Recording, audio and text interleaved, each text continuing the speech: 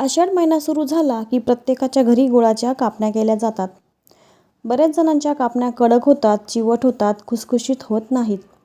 तर आज आपण परफेक्ट गुळाच्या कापण्या कशा करायच्या ते पाहणार आहोत. खुसखुशीत आणि तोंडात विरघळतील अशा कापण्या होण्यासाठी पिठांचं योग्य प्रमाण मी तुम्हाला या व्हिडिओमध्ये सांगणार आहे. त्यामुळे व्हिडिओ शेवटपर्यंत नक्की बघा. सुरुवातीला आपल्याला गुळाचं पाणी करून घ्यायचं आहे. तर बघा, 1 वाटी मी गूळ घेतलेला आहे. त्याच वाटीने पाऊण वाटी मी इथे पाणी घेतलेलं आहे. ज्या वाटीने गूळ मोजून घेतला त्याच वाटीने आपल्याला पाणी देखील मोजायचं आणि पूर्ण गच्च वाटी भरून देखील पाणी इथे घ्यायचं नाही आहे. 1 वाटी गूळ घेतला की 1 वाटीला थोडंसं कमी आपल्याला पाणी घ्यायचं आहे. गूळ व्यवस्थित वितळून घ्यायचा आहे. इकडे बघा, बडीशेप पावडर आपण करून घेणार आहोत. थोडीशी जाडसरच भरड करून घ्यायची. 2 चमचे बडीशेप मी मिक्सरमध्ये फिरवून घेतली आणि ती जाडसर भरड करून घेतली त्याची. तर इकडे एका पातेल्यामध्ये मी 2 चमचे तेल घेतले. एकदम कडकडीत आपल्याला तेलाचं मोहन करायचं आहे. तर आपण आता पीठ मोजून घेणार आहोत. एका वाटीने मी 2.5 वाट्या गव्हाचं पीठ घेणार आहे. ही दुसरी वाटी झाली आणि आता एक अर्धी वाटी आपण गव्हाचं पीठ घेतो आहे बघा. आणि याच वाटीने बेसन पीठ देखील आपल्याला मोजून घ्यायचं आहे. तर बेसन पीठ आपण इथे अर्धी वाटी घेतलेलं आहे.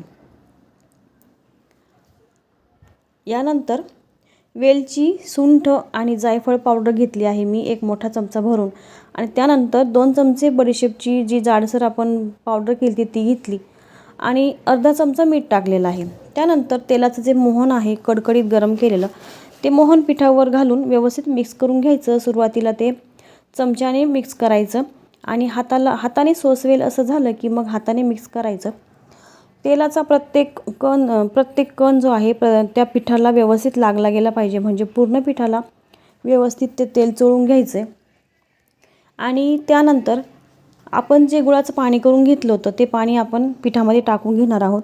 लक्षात ठेवायचं, हे जे पाणी आहे ना ते पूर्णपणे आपल्याला गार करून घ्यायचं आहे. गुळाचा पाक करून घ्यायचा नाही आहे, फक्त गूळ वितळून घ्यायचं आहे आपल्याला पाण्यामध्ये.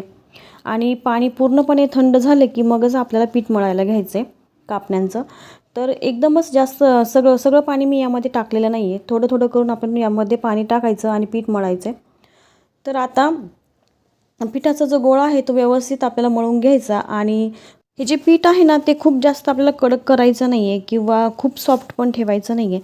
पुरीसाठी आपण जसं पीठ भिजवतो ना तसं पीठ भिजवून घ्यायचं आणि थोडंसं तेल टाकून व्यवस्थित मळून घ्यायचं आहे. तर तुम्हाला थोडंसं कमी जास्त पाणी ते लागू शकतं.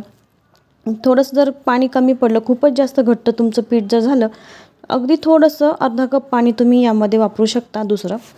तर आता मी लगेचच इथे कापण्या करून घेणार आहे. मी खसखस घेतली 2 चमचे कापण्याला लावण्यासाठी. आणि आपण पीठ न लावताच या कापण्या लाटून घ्यायच्यात. जर तुम्हाला असं वाटलं की पोळपाटाला पीठ चिटकतंय तर तुम्ही त्यावर कोरडं पीठ देखील लावू शकता. थोडंसं लाटून घेतल्यानंतर हाताने आपल्याला अशा पद्धतीने त्यावर खसखस लावून घ्यायची. लाटण्याने लाटायचं, म्हणजे ती खसखस जी आहे ती आतमध्ये दबली जाते, व्यवस्थित बसते.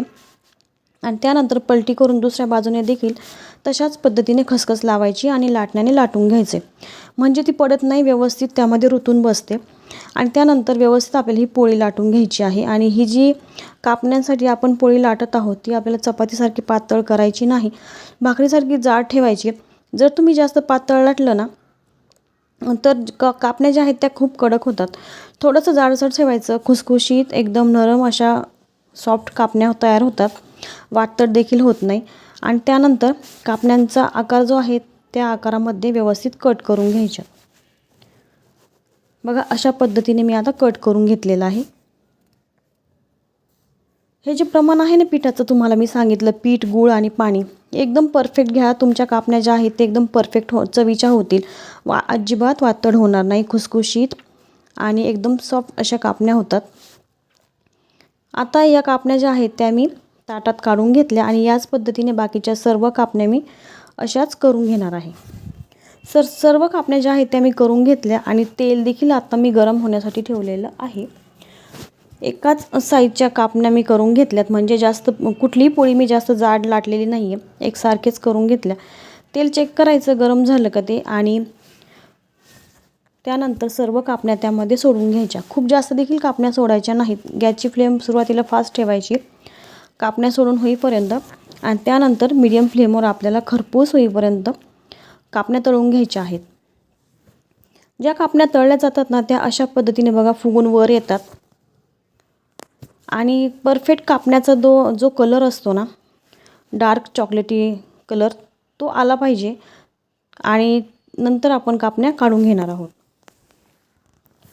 कंटिन्यू आपलं हलवत राहायचं आहे म्हणजे दोन्ही बाजूने कापण्या ज्या आहेत ते व्यवस्थित तळल्या जातात, व्यवस्थित त्याला एकसारखा रंग येतो आणि असा कलर आला की मग गॅसची फ्लेम जी आहे ती फास्ट करायची, कारण आतमधून पूर्ण कापणी जी आहे तळली जाते.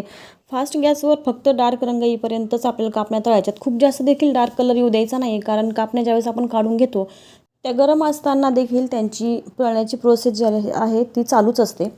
बघा इथे खुसखुशीत आणि खमंग अशा कापण्या तयार झालेल्या आहेत. या आषाढ महिन्यामध्ये तुम्ही देखील नक्की या पद्धतीच्या कापण्या ट्राय करून बघा आणि व्हिडिओ आवडल्यास व्हिडिओला लाईक नक्की करा.